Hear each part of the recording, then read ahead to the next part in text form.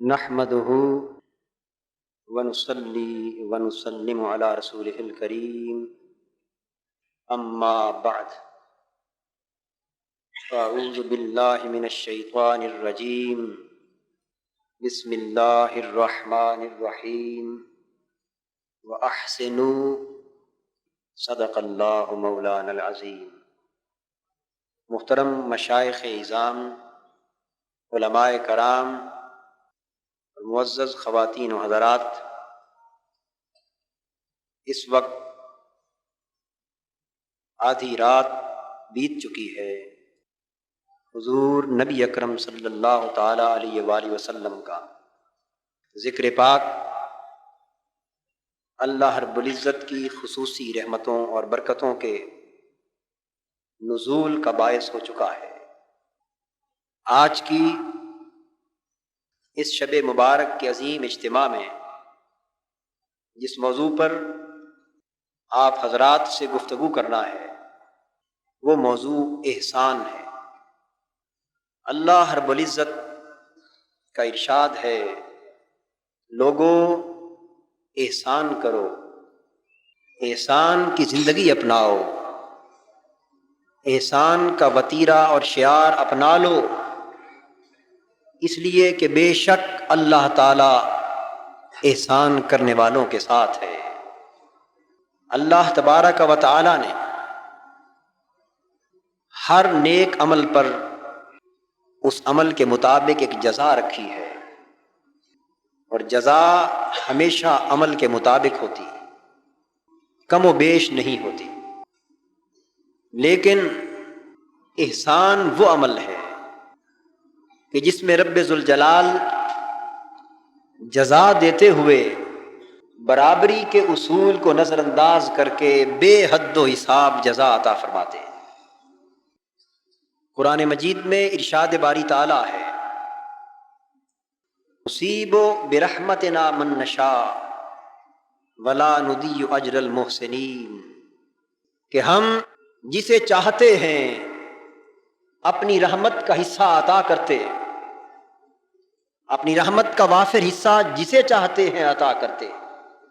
لیکن وہ لوگ جو احسان کرنے والے ہیں ان کا اجر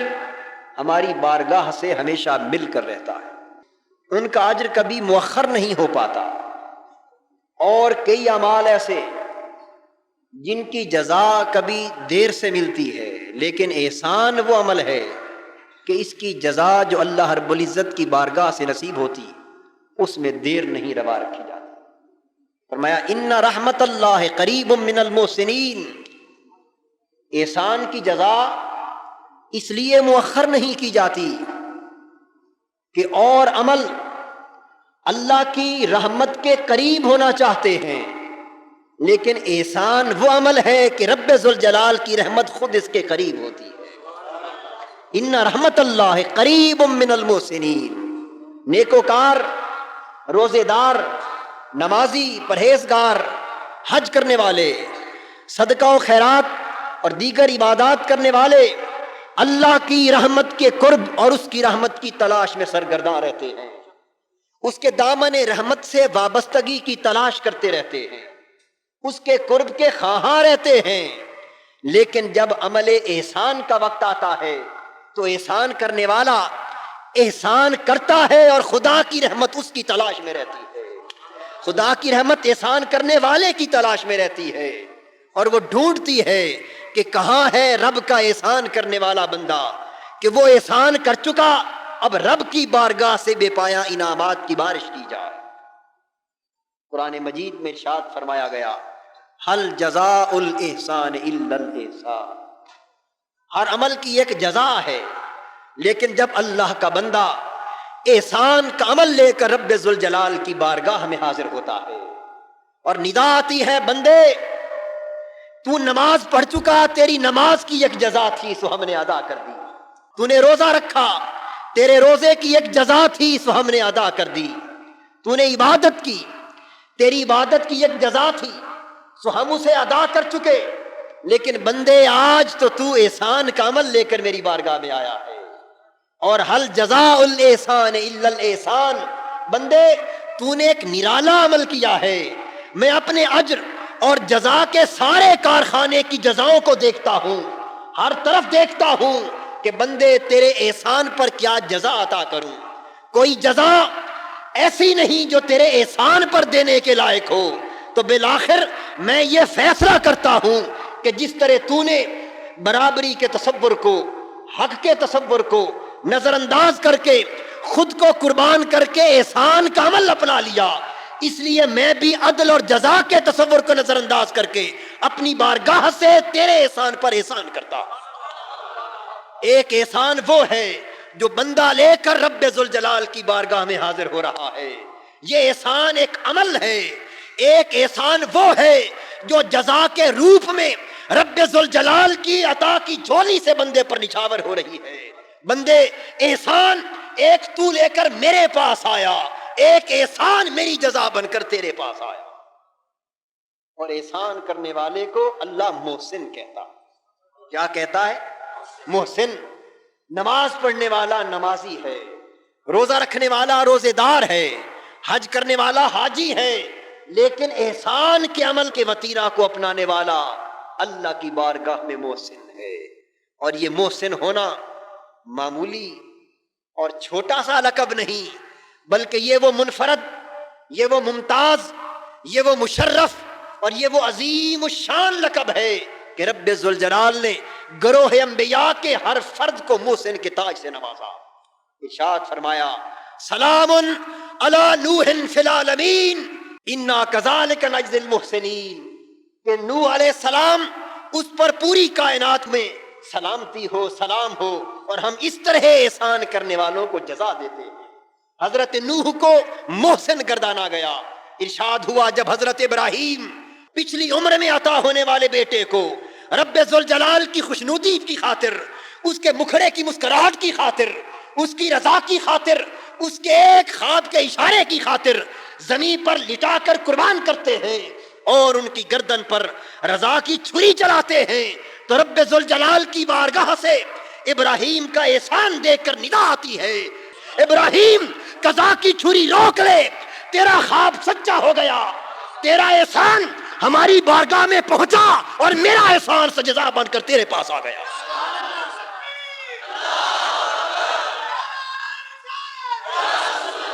حضرت ابراہیم کو محسن کہہ دیا. ارشاد فرمایا سلام علی موسیٰ و ہارون، میرے موسیٰ تجھ پر بھی میری سلامتی کی بارش ہو، میرے ہارون تجھ پر بھی میرا سلام ہو. انا کذالک نجزی المحسنین، اور اس طرح ہم احسان کرنے والوں کو جزا دیتے ہیں. فرمایا سلام علی الیاسین انا کذالک نجزی المحسنین، اے الیاس تجھ پر بھی میرا سلام ہو، اور اس طرح ہم احسان کرنے والوں کو جزا دیتے ہیں. اللہ رب العزت نے ہر نبی کو محسن کہا،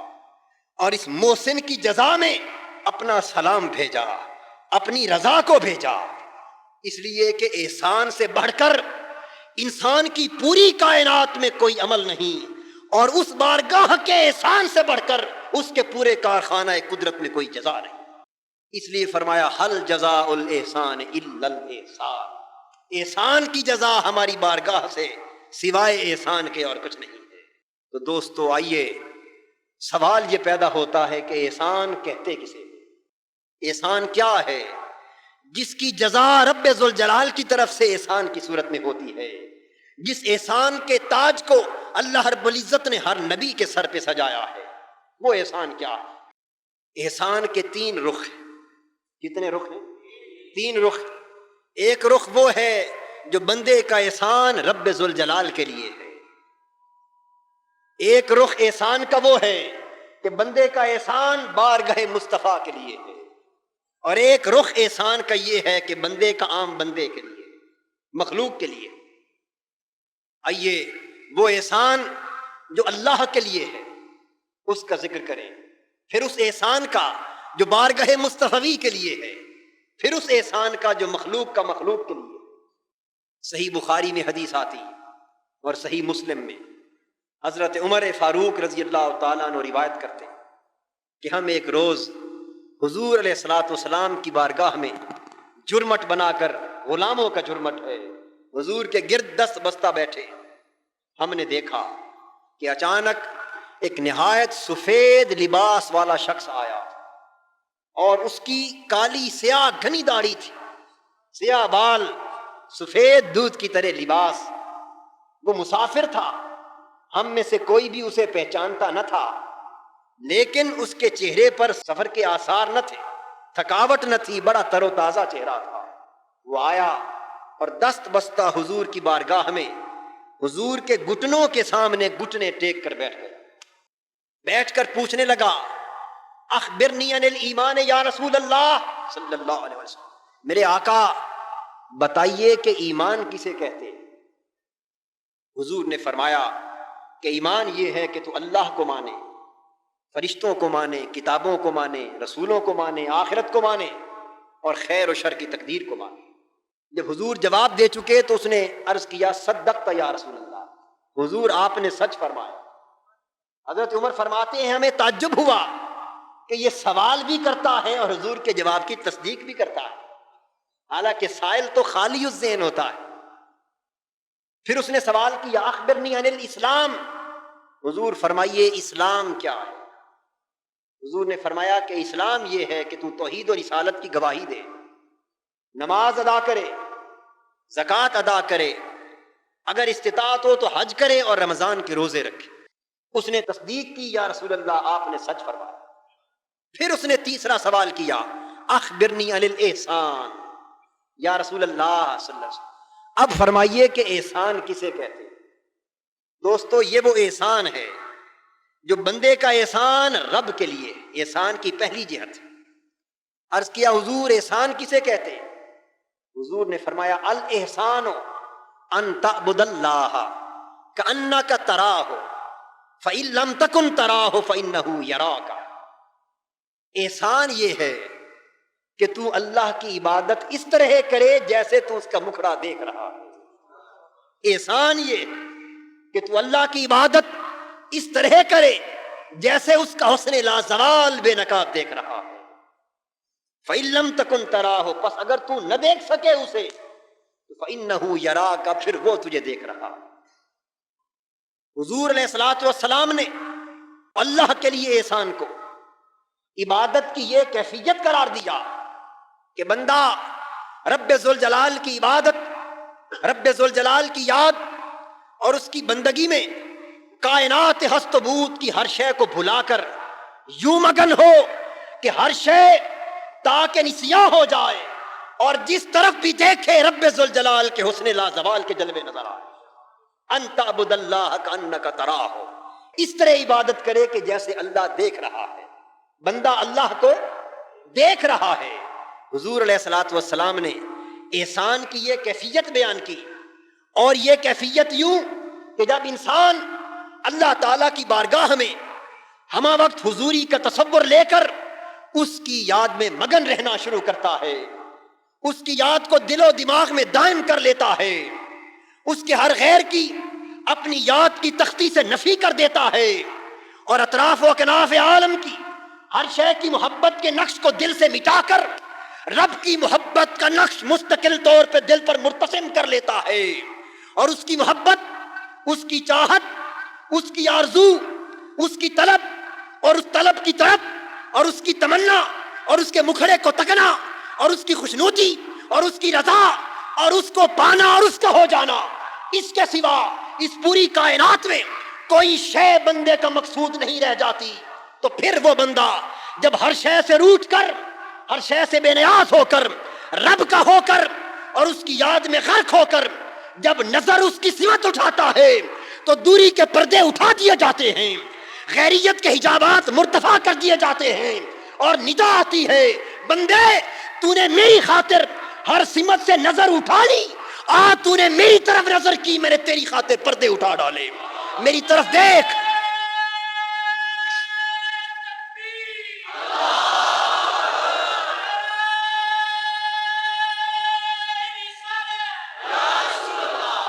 بندے تو میری خاطر ہر کسی سے روٹھ گیا،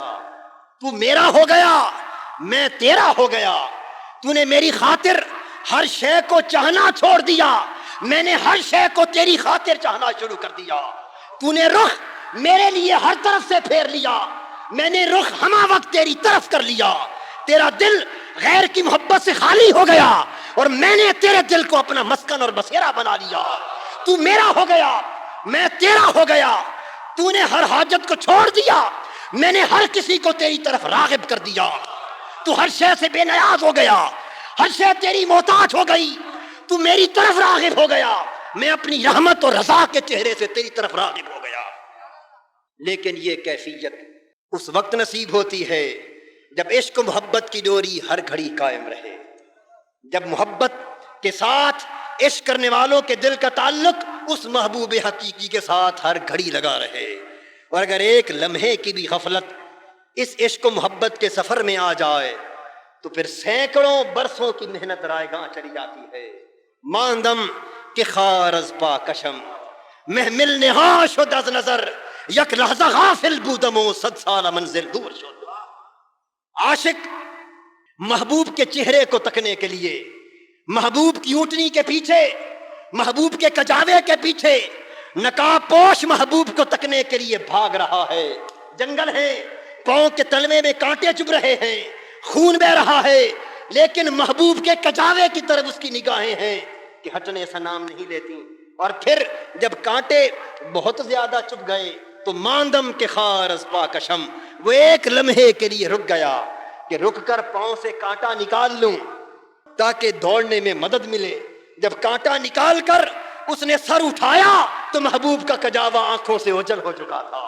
یک لحظہ غافل بودمو 100 سال منزل دور شد، ارے ایک لمحے کی غفلت نے 100 سال کے طے شدہ راستے ختم کر دیے۔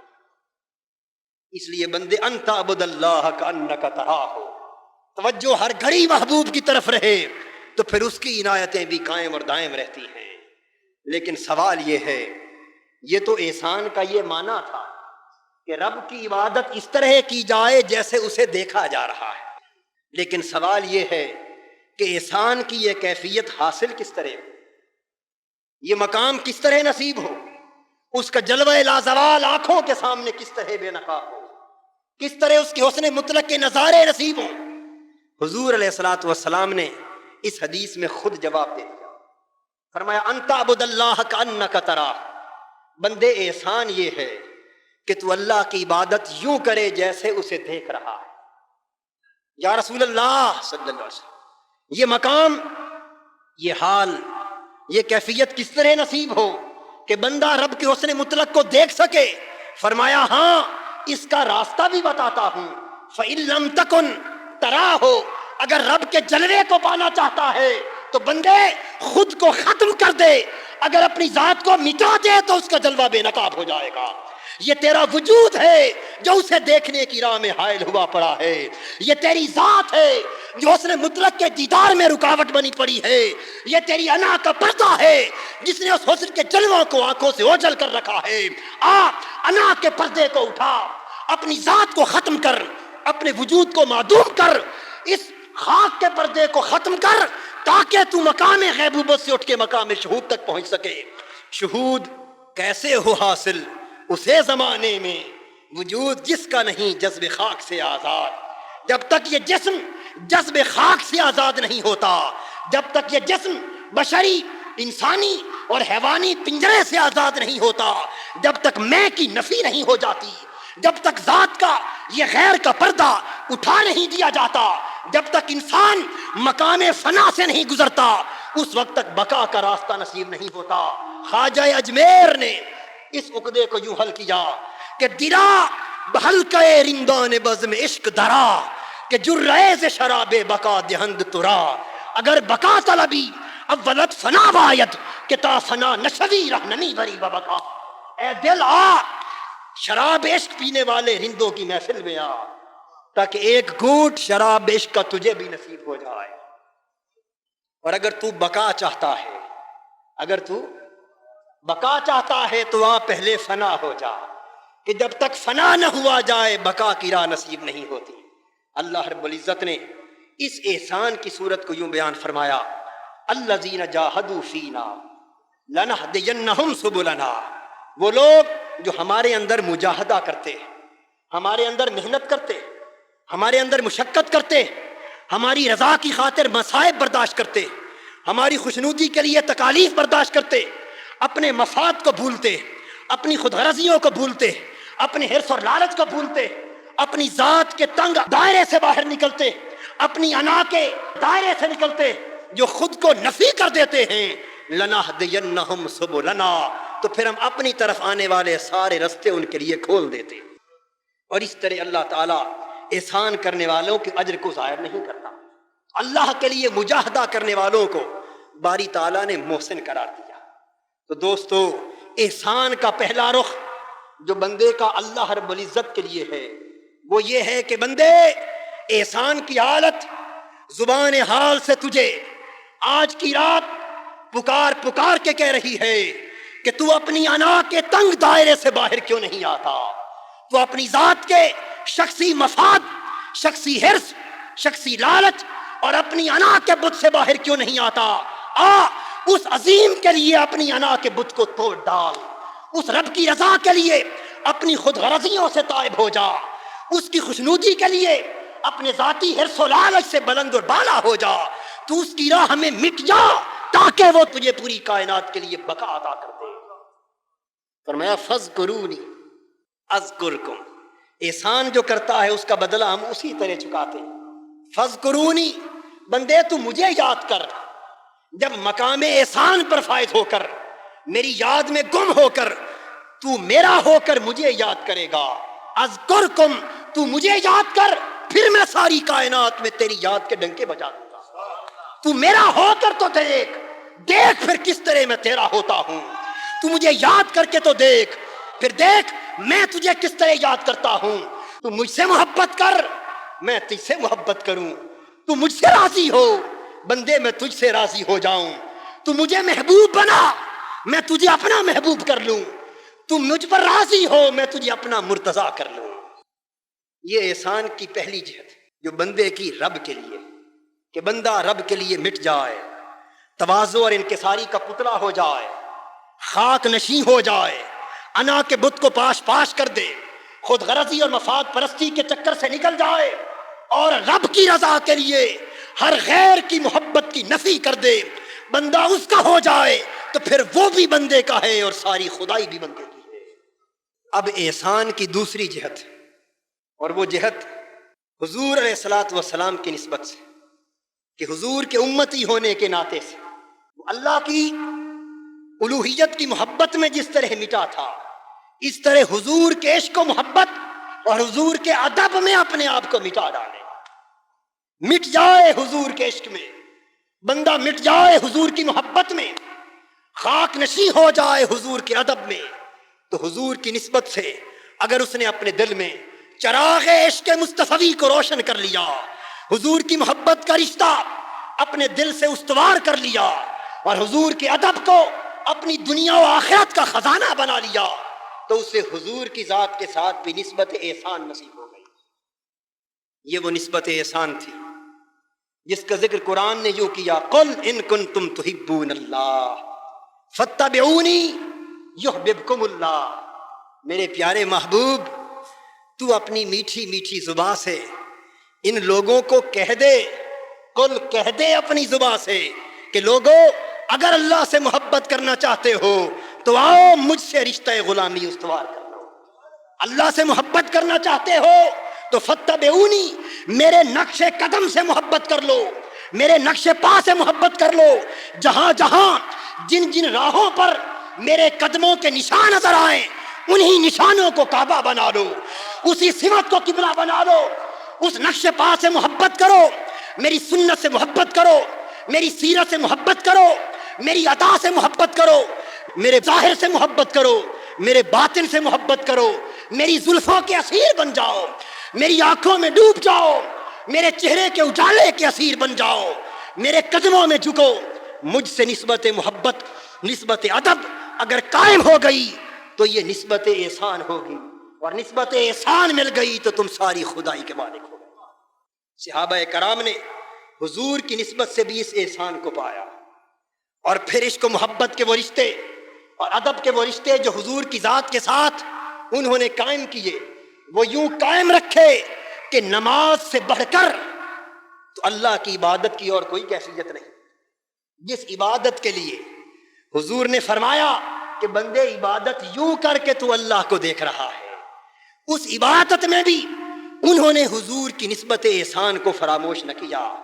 آج مادیت کی یلغار میں بھٹکنے والا انسانی دور، پیسے اور مال و دولت کی چکا چوند میں بہکنے اور گمراہ ہونے والے انسان کا دور، جھوٹے جاہ و منصب کے لالچ میں اپنی متاع ایمان کو گنوا دینے والا انسان کا دور، اس کے لیے آج بہت بڑا تقاضا اس بات کا ہے کہ اے انسان، در بدر کی ٹھوکریں نہ کھا، گنبد خضرا کے مکی سے رشتے محبت استوار کر، گنبد خضرا کے مکی سے نسبت عشق استوار کر، حضور کے ادب کو اپنا اوڑھنا بچھونا بنا، دنیا اور آخرت کی قیادت و سیادت تجھے عطا کی جائے گی۔ صحابہ کرام جو دنیا میں سرخ روح ہوئے، اس کا سبب بھی یہ تھا کہ انہوں نے حضور کے عشق و محبت اور ادب میں احسان کی نسبت کو اتنے کمال کے درجے تک پہنچایا کہ نماز کی حالت میں بھی نسبت کو قائم رکھا۔ صحیح بخاری ہے، حضرت سہل بن سعد ساعدی رضی اللہ تعالیٰ عنہ حدیث کے راوی، وہ فرماتے ہیں کہ حضور علیہ الصلوۃ والسلام ایک روز قبیلہ بنی عمرو بن عوف کہ کسی جھگڑے کو چکانے کے لیے تشریف لے گئے، واپس تشریف لائے تو نماز ظہر کا وقت ہو چکا تھا۔ صحابہ کرام نے حضرت ابو بکر صدیق رضی اللہ تعالیٰ عنہ سے عرض کی، حضرت حضور تشریف نہیں لائے، آپ جماعت کرا دیں۔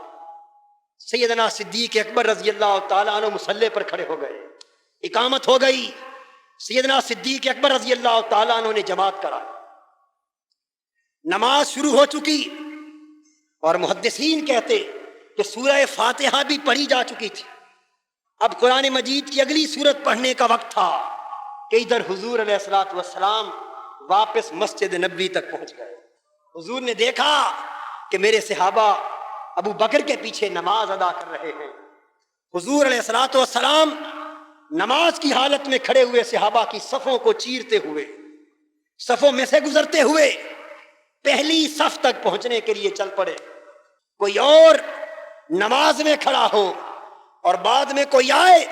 تو کسی کو حق نہیں کہ نماز کی صفیں چیر کر آگے پہنچے، جہاں جگہ ملے وہیں رک جائے، عام مجلس میں جگہ چیر کر آگے جانے کی اجازت نہیں، اور نماز کی صفیں چیر کر جانے کا تو سوال ہی پیدا نہیں ہوتا۔ لیکن یہ صاحب احسان تھے جن سے ادب اور عشق و محبت کی نسبت کو استوار کرنا ہی نماز کا کمال تھا۔ صفوں کو چیرتے ہوئے حضور آگے بڑھتے گئے۔ جب صحابہ کرام کی ایک صف نے دیکھا کہ آقا آ گئے، انہوں نے اپنے ہاتھ پر ہاتھ مارے اور ہاتھ پر الٹے ہاتھ مار کر تالیاں بجائیں تاکہ اگلوں کو پتا چل جائے کہ آقا دو جہاں آ گئے۔ فصفق الناس، صحابہ کرام نے نماز کی حالت میں تالیاں بجائیں۔ حضور اگلی صف تک پہنچے، اگلی صف کے صحابہ نے تالیاں بجائیں تاکہ اگلوں کو پتا چل جائے کہ کائنات کے آقا آ گئے۔ پھر تیسری صف کے لوگوں نے تالیاں بجائیں، یہاں تک کہ شور مچ گیا اور حضور پہلی صف تک پہنچ گئے۔ سیدنا صدیق اکبر رضی اللہ تعالیٰ عنہ نے دیکھا کہ آج تک نماز کی حالت میں اتنا شور و غوغا نہیں ہوا، صحابہ نے کبھی یوں تصفیق یعنی تالیاں نہیں بجائیں۔ آج کوئی غیر معمولی بات ہے کہ سارے کے سارے نمازی صحابہ تالیاں بجا رہے ہیں۔ سیدنا صدیق اکبر کو خیال آ گیا نماز کی حالت میں کہ سوائے حضور کی آمد کے اور کوئی سبب نہیں ہو سکتا صحابہ کی تالیوں کا۔ مڑ کے دیکھا تو دیکھا کہ حضور پہلی صف پر پہنچ چکے، نماز کی حالت ہے، مصلی چھوڑ کر پیچھے ہٹنے لگے۔ حضور علیہ الصلوۃ والسلام نے اشارہ کیا، فرمایا ابو بکر نہیں، مصلی نہ چھوڑ، میں یہیں تیرے پیچھے نماز پڑھ لیتا ہوں، تو اپنی نماز کو جاری رکھ، جماعت کرا۔ سیدنا صدیق اکبر رضی اللہ تعالیٰ عنہ نے مصلی پر کھڑے ہی اللہ کی بارگاہ میں شکرانے کی دعا کے لیے ہاتھ اٹھا دیے، عرض کیا باری تعالیٰ تیرا شکر ہے کہ تیرے حبیب نے مجھے اس قابل سمجھا کہ مصلی پہ کھڑا رہنے کا حکم دیا۔ جب شکرانہ ادا کر چکے تو پھر سیدنا صدیق اکبر پھر مصلی چھوڑ کے پیچھے ہٹا، مصلی خالی ہو گیا۔ حضور علیہ الصلوۃ والسلام آگے بڑھے، آپ نے نماز پڑھائی۔ جب نماز مکمل ہو چکی تو فرمایا یا ابا بکر ما منعک اذ امرتک ان تثبت مکانک، اے ابو بکر بتا، جب میں نے تجھے یہ حکم دیا تھا کہ تو اپنے مصلی پر کھڑے رہنا اور چھوڑ کر پیچھے نہ آنا، تو میرے حکم کے باوجود تو پیچھے کیوں ہٹ آیا؟ اب قربان جائیں، یہاں آ کر صحابہ کی نسبت احسان کی سمجھ آتی ہے کہ حضور کی ذات سے محبت و ادب کا تعلق کیا تھا۔ حضور نے فرمایا میرے کہنے کے باوجود تو پیچھے کیوں ہٹ آیا؟ صدیق اکبر یہ پروانہ چراغ مصطفی یہ جواب دیتا ہے، یا رسول اللہ صلی اللہ علیہ وآلہ وسلم ما کانا لابن ابی قحافہ ان یصلی بین یدی رسول اللہ، آقا آپ کا حکم سر آنکھوں پر، لیکن ابو قحافہ کے بیٹے ابو بکر کی یہ مجال کہاں کہ حضور پیچھے کھڑے ہوں اور وہ مصلی پر کھڑا نماز پڑھیں۔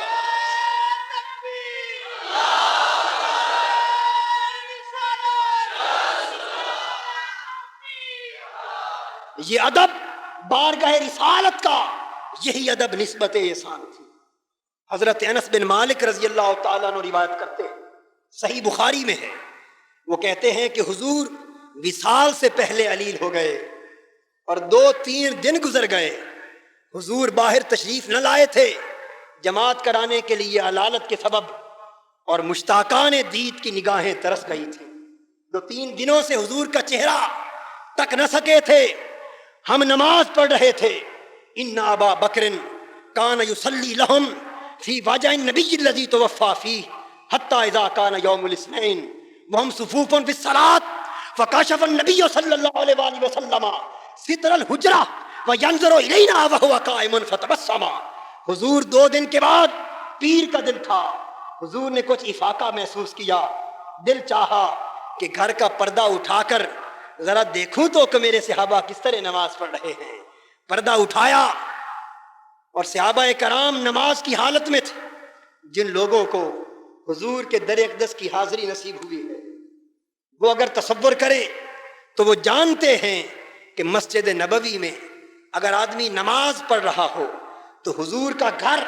حجرہ مبارک جہاں مزار ہے اور جہاں حضور کے گھر کا پردہ لٹکا تھا، وہ حالت نماز میں بائیں کندھے کی طرف ہوتا ہے، سامنے نہیں ہوتا، بائیں کندھے کی طرف ہوتا ہے۔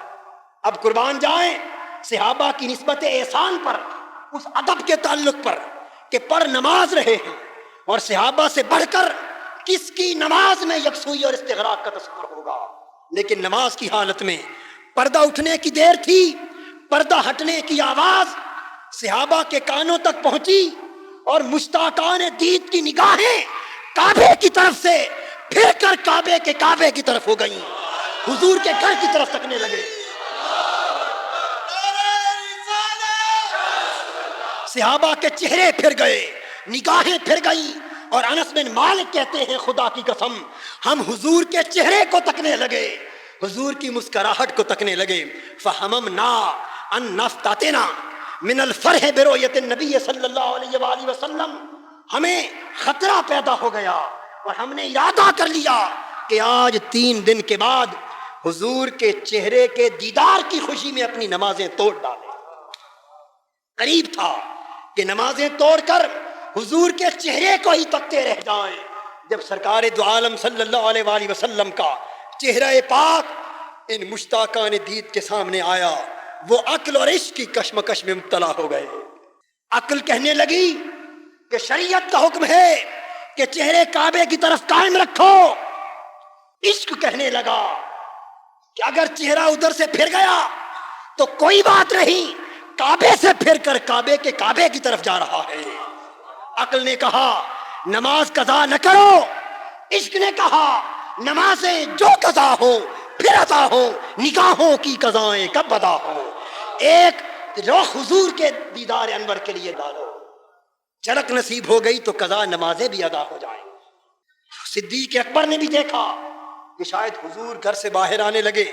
فناکا ابو بکر علی عقبیہ لیصل الصف وظن ان النبی صلی اللہ علیہ وآلہ وسلم خارج للصلاۃ، سمجھا کہ حضور آ رہے ہیں، انہوں نے پھر مصلی چھوڑ دیا اور صف پر آنے لگے۔ جب یہ سارا سما ہی نماز کا بدل گیا، عبادت ادب مصطفیٰ کا نظارہ پیش کرنے لگی۔ نماز عشق مصطفیٰ اور نسبت احسان کا مرکز بن گیا۔ تو پھر حضور نے فاشار الینا النبی ان اتموا صلاتکم بارخ الستر، حضور نے پردہ گرا دیا اور فرمایا بس میں تمہارے ایمان کا امتحان لے چکا، تم کامیاب ہو گئے، اپنی نماز کو مکمل کرو۔ دوستو یہ نسبت احسان ہے جو حضور کی ادب سے متحقق ہوتی ہے، جو حضور سے عشق سے متحقق ہوتی ہے، جو حضور کی محبت سے متحقق ہوتی ہے۔ آج اگر ہم اسلام کا پھر احیاء چاہتے ہیں، شریعت مصطفی کے نور کا اطراف و اکناف عالم میں پھر سے اجالا چاہتے ہیں، امت مصطفی کو ذلت اور رسوائی کے گڑھوں سے نکال کر پھر سے عظمت و شوکت دیرینہ سے ہم کنار کرنا چاہتے ہیں، اگر آج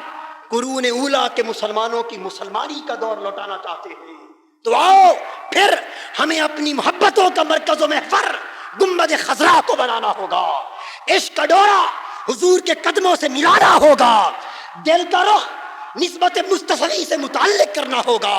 اگر آج حضور کے عشق و محبت کا چراغ ہمارے دلوں میں پھر سے روشن ہو گیا اور حضور کے لیے ہم نے اپنی آنکھوں کو پھر سے پرنم کرنا سیکھ لیا اور حضور کے لیے اٹھ کر رات کی تاریکیوں میں پھر سے یاد کے چراغ جلانے سیکھ لیے اور حضور کے عشق و محبت کی تپش اور گرمی کو اپنے دل میں پھر سے محسوس کرنا سیکھ لیا، تو خدا کی قسم ہماری تقدیر بدل گئی، ذلت ختم ہو گئی، پھر سے عظمت کا دور دورہ ہوگا۔ آؤ یہ ذلت اس لیے ہے کہ ہم مصطفیٰ کے قدموں سے دور ہو گئے، گنبد خضرا کی چھاؤں کے بغیر کسی اور کی چھاؤں میں سکون تلاش کرنے لگے۔ مسلمان تیرا سکون مغرب کی چھاؤں میں نہیں، گنبد خضرا کی چھاؤں میں ہے، تیرا سکون مغربی تہذیب کے گلی کوچوں میں نہیں، شہر مدینہ کے گلی کوچوں میں ہے۔ حضور کے ادب، حضور کے عشق، حضور کی محبت، حضور کے اتباع اور سنت کی پیروی کا پھر چراغ جلا، اپنی زندگی کا رخ موڑ، حضور کے سونے جاگنے سے محبت کر، حضور کے کھانے پینے سے محبت کر، حضور کے چلنے پھرنے سے محبت کر، حضور کی مسکراہٹوں سے محبت کر، حضور کے سجدوں سے محبت کر، حضور کی غاروں سے محبت کر، شہر مدینہ کی فضاؤں سے محبت کر، ارے حضور کی زندگی سے محبت کر۔ اگر حضور کی سیرت کو تو نے پھر اوڑھنا بچھونا بنا لیا تو تیری کائنات بدل گئی، یہ دنیا بھی تیری ہو گئی اور رب کائنات بھی تیرا ہو گیا۔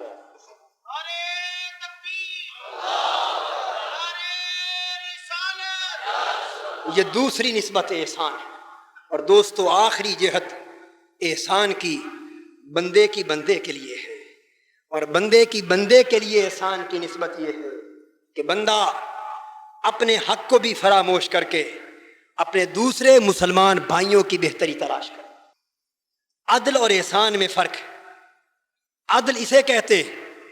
کہ اپنا حق خود لیا جائے اور دوسرے کو اس کا حق دیا جائے، لیکن احسان یہ ہے کہ خود اپنے حق سے کم لیا جائے اور دوسرے کو اس کے حق سے بڑھ کر دیا جائے۔ اگر اپنا حق انسان قربان کرنا سیکھ لے اور دوسرے کے دکھ پر اپنا سکھ قربان کر سکے، دوسرے کی پریشانی پر اپنا سکون قربان کر سکے، دوسرے کی الجھن پر اپنا مال و دولت خرچ کر سکے اور دوسرے کی خاطر اپنی راحت حیات کو لٹا سکے، تو اس بندے نے احسان کی تیسری نسبت کو پا لیا۔ اللہ تبارک و تعالیٰ نے صحابہ کرام کی اسی سیرت و کردار کو احسان کے اس درجے پر بیان کیا، فرمایا وَيُطْعِمُونَ الطَّعَامَ عَلَىٰ حُبِّهِ مِسْكِينًا وَيَتِيمًا وَأَسِيرًا إِنَّمَا نُطْعِمُكُمْ لِوَجْهِ اللَّهِ لَا نُرِيدُ مِنْكُمْ جَزَاءً وَلَا شُكُورًا۔ حسنین کریمین بیمار ہو جاتے ہیں، حضرت علی اور فاطمۃ الزہرا رضی اللہ تعالیٰ عنہما حسنین کی شفا یابی کے لیے 3 روزوں کی منت مانتے ہیں۔ روزوں کی افطاری کے لیے گھر میں کچھ نہ تھا، پانی کے سوا صرف روکھی کھجور یا جو کی روکھی روٹی تھی۔ افطاری کے لیے لقمہ توڑنے لگے کہ دروازے پر آہٹ ہوئی، آواز آئی کہ میں ایک مسکین غریب ہوں اور میرے پاس کھانے کا کچھ نہیں۔ حضرت علی شیر خدا نے فاطمۃ الزہرا کی طرف دیکھا اور لخت جگر رسول نے حضرت شیر خدا کی طرف دیکھا، دونوں نگاہوں نے کہا کہ خود پانی سے افطار کر لے، روٹی مسکین کو دے ڈالے۔ روزہ افطار ہو گیا، دوسرا دن پھر اسی حال میں افطاری کا وقت آیا، لقمہ توڑنے کے قریب تھے، آواز آئی کہ میں یتیم ہوں، کھانے کا کچھ نہیں، پھر دونوں نگاہوں نے کھانا اٹھا کے یتیم کو دے دیا، تیسرے دن پھر ندا آئی، میں اسیر ہوں، کھانے کا کچھ نہیں، دونوں نے اسیر کو دے دیا،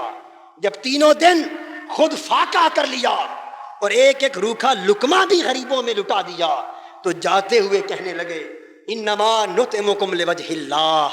ہم نے تمہیں یہ جو کھانا دیا ہے یہ تم سے جزا اور شکر مندی کے احساس کو حاصل کرنے کے لیے نہیں بلکہ صرف رب کو راضی کرنے کے لیے دیا ہے۔ ابو بکر صدیق وہ احسان پر مال خرچ کرتے ہیں تو آواز آتی ہے قرآن میں وَسَيُجَنَّبُهَا الْأَتْقَى الَّذِي يُؤْتِي مَالَهُ يَتَزَكَّىٰ، دوزخ کے عذاب سے ہمیشہ کے لیے نجات پا گیا وہ ابو بکر جس نے اپنا مال غریبوں پر خرچ کر دیا۔ مَا لِأَحَدٍ عِندَهُ مِن نِعْمَةٍ تُجْزَىٰ إِلَّا ابْتِغَاءَ وَجْهِ رَبِّهِ الْأَعْلَىٰ، ابو بکر نے اپنا مال کسی کا احسان چکانے کے لیے نہیں بلکہ صرف اپنے رب کو راضی کرنے کے لیے کیا ہے۔ ابو بکر تجھے مبارک ہو جس رب کو منانے کے لیے تو نے دوسرے پر احسان کیا، وَلَسَوْفَ يَرْضَىٰ، وہ رب تجھ پر راضی ہو گیا۔ بندے کا بندے کے لیے احسان، غزوہ تبوک سے سبق سیکھو۔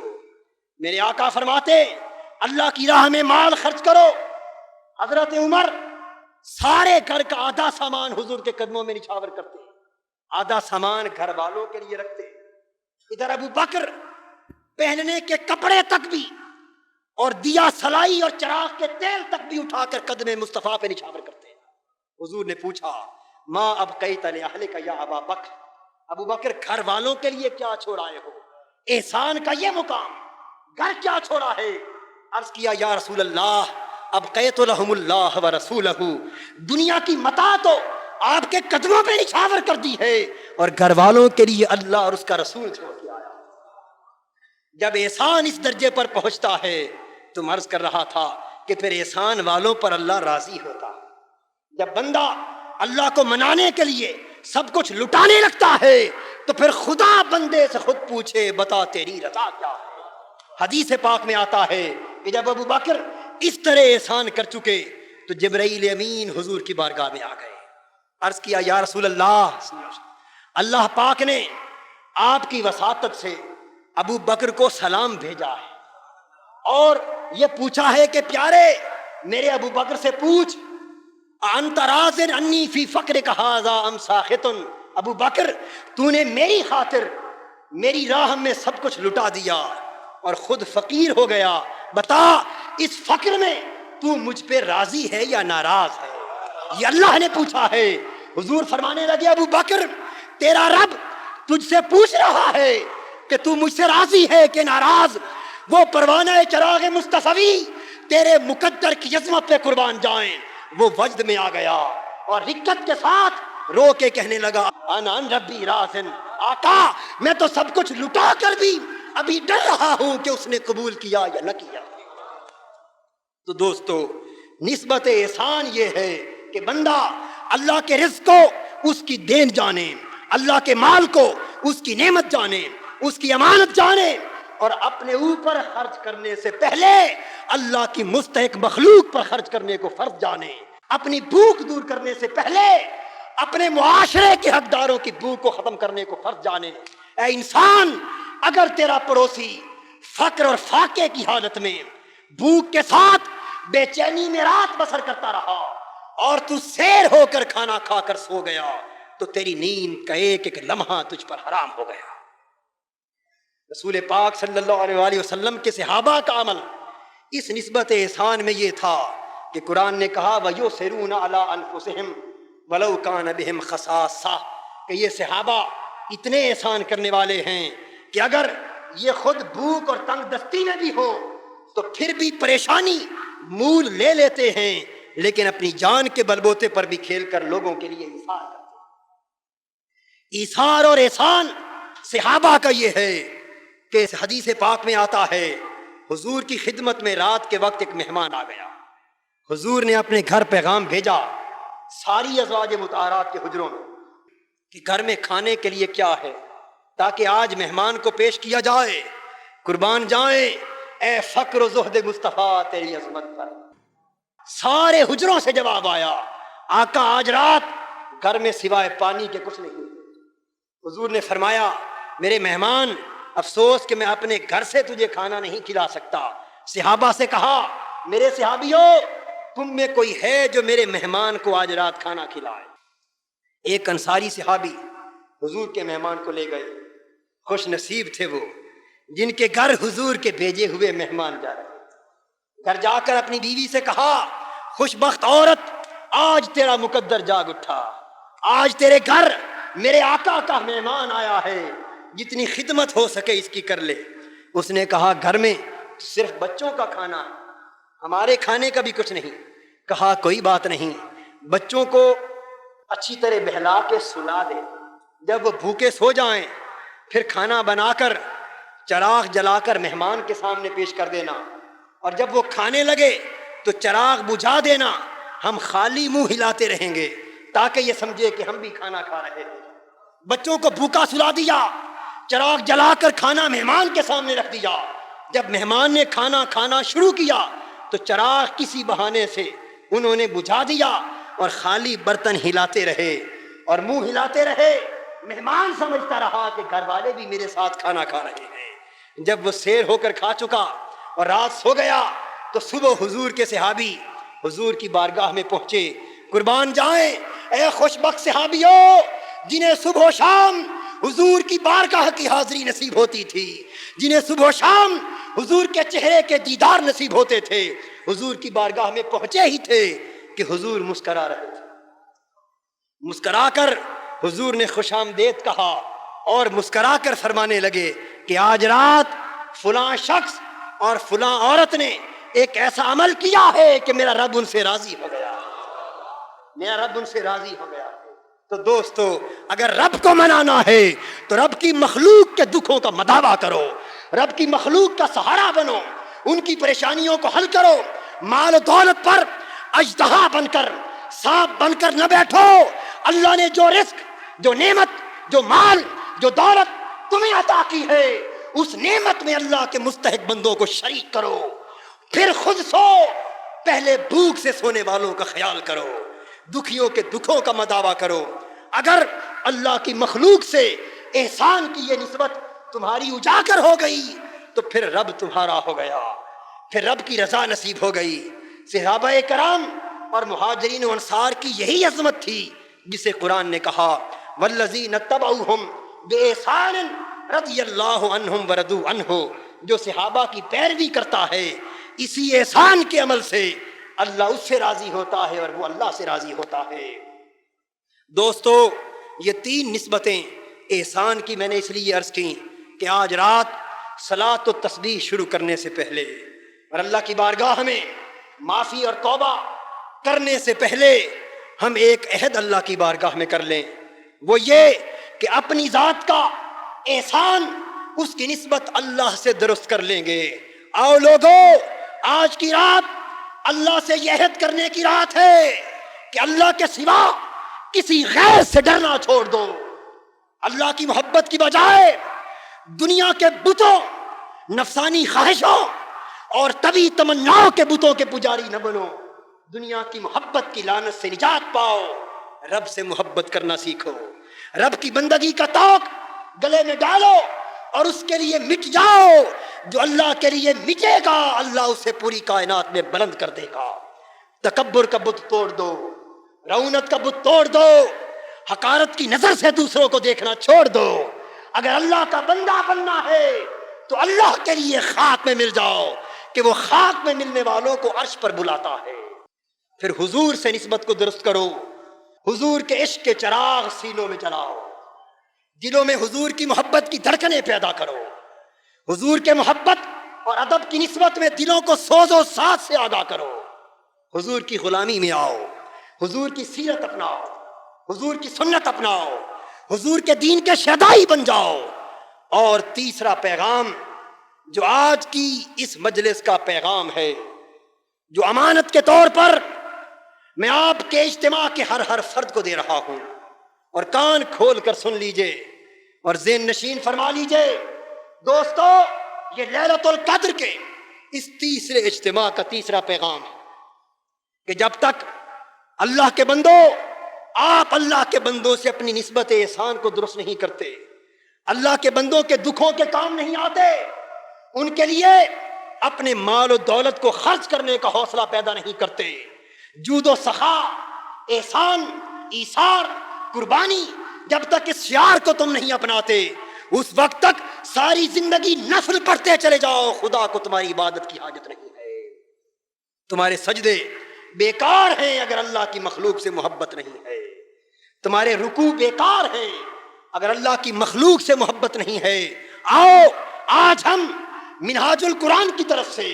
لیلۃ القدر کی رات کا پیغام کیا دے سکتے ہیں، آؤ پیغام آپ تک پہنچا رہا ہوں۔ عمل کرنا آپ کا اور میرا، ہم سب کا اجتماعی فریضہ ہے۔ دوستو، بندوں کے ساتھ نسبت احسان استوار کرنے کا طریقہ یہ ہے کہ آج یہاں سے جاتے ہوئے اللہ سے یہ وعدہ کر کے اٹھو کہ اللہ نے جو مال تمہیں عطا کیا، جو دولت تمہیں عطا کی، جو رزق تمہیں عطا کیا، تھوڑا دیا یا زیادہ، اس کے حصے مقرر کر لو، اپنے اپنے محلے میں گھوم پھر جاؤ، اپنی گلیوں میں پھرو، دیکھو کون سا گھر ہے جس میں تمہارے محلے میں بیوہ رہتی ہے، کون سا گھر ہے جس میں یتیم بستے ہیں، بے سہارا لوگوں کو تلاش کرو، 2 4 5 ساتھی مل کر، اور اگر اکیلے شخص کو اللہ نے طاقت دی ہو تو اکیلا مل کر وہ فلاحی کمیٹی بنائے اور اس میں ہر مہینے اپنی جیب سے اور دوسرے ساتھیوں کی جیب سے پیسوں کے حصے لے کر اللہ کی رضا کے لیے ایک فنڈ قائم کرے، اور اس فنڈ میں سے کیا کرے،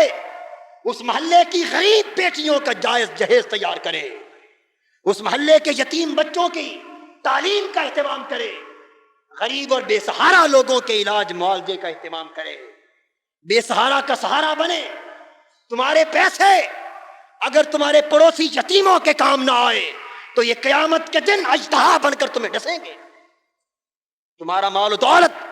اگر بیواؤں کے کام نہ آیا، مسکینوں کے کام نہ آیا، بیماروں کے کام نہ آیا، بے سہارا بچوں کی تعلیم کے کام نہ آیا، بے سہارا دکھیوں کے دکھ کے مداوے کے کام نہ آیا، تو اللہ کی بارگاہ میں تمہارا گریبان پکڑ کے چھوڑا جائے گا۔ دوستو، آج اس نسبت احسان کے تحت یہ التجا میں آپ سے کر رہا ہوں، اور میں توقع کرتا ہوں کہ آئندہ سال تک اس ہزاروں پر مشتمل افراد کے عظیم اجتماع سے کم 50 سے لے کر 100 تک کمیٹیاں وجود میں آئیں گی۔ 100 تک کمیٹیاں وجود میں لاؤ، اور آپ میں سے ہزاروں افراد ایسے ہیں جو اکیلے کمیٹی بن سکتے ہیں، اپنے مال کو اللہ کی راہ میں خرچ کرنے کے لیے آؤ یہ فلاحی کمیٹیاں بناؤ۔ یہ منہاج القرآن کا پیغام ہے، یہ لیلۃ القدر کا پیغام ہے، اور اپنے محلے کی بے سہارا بچیوں کے مستقل جہیز کا اہتمام کرو، یتیم غریب بچوں کی تعلیم کا اہتمام کرو، بیماروں کے علاج کا اہتمام کرو، بے سہارا کے سہارا کا اہتمام کرو۔ آئندہ سال اس پیغام پر عمل کرنے کے بعد جب آپ یہاں آئیں تو میرے اللہ کے حضور ہم سب سرخرو ہیں، ہم اس کے رزق اور اس کی نعمت کا حق ادا کر کے آئے۔ وہ ذات میں تو دیکھ نہیں رہا، دوسرا شخص ایک دوسرے کو دیکھ نہیں رہا، زید بکر کسی کو دیکھ نہیں رہا، لیکن دوستو میرا مولا تو سب کو دیکھ رہا ہے، رب کائنات تو دیکھ رہا ہے، اور حضور کی رحمت کی نگاہ تو دیکھ رہی ہے۔ آؤ آئندہ سال تک اپنے اپنے محلوں میں ایک معاشی انقلاب برپا کر دو، لوگوں کی بھلائی، لوگوں کی بہتری اور فلاح و بہبود کا نظام کا ایک ایسا جال بچھا دو کہ معاشرے سے غربت کو افلاس کا خاتمہ ہو۔ اللہ تبارک و تعالی ہم سب کا حامی و ناصر ہو، ہمارے حال پہ کرم کرے، اور جو نعمت اور امانت اس نے ہمیں عطا کی ہے اسے اپنی راہ پر فراخ دلی کے ساتھ خرچ کرنے کی توفیق عطا فرمائے۔ وما علینا الا البلاغ۔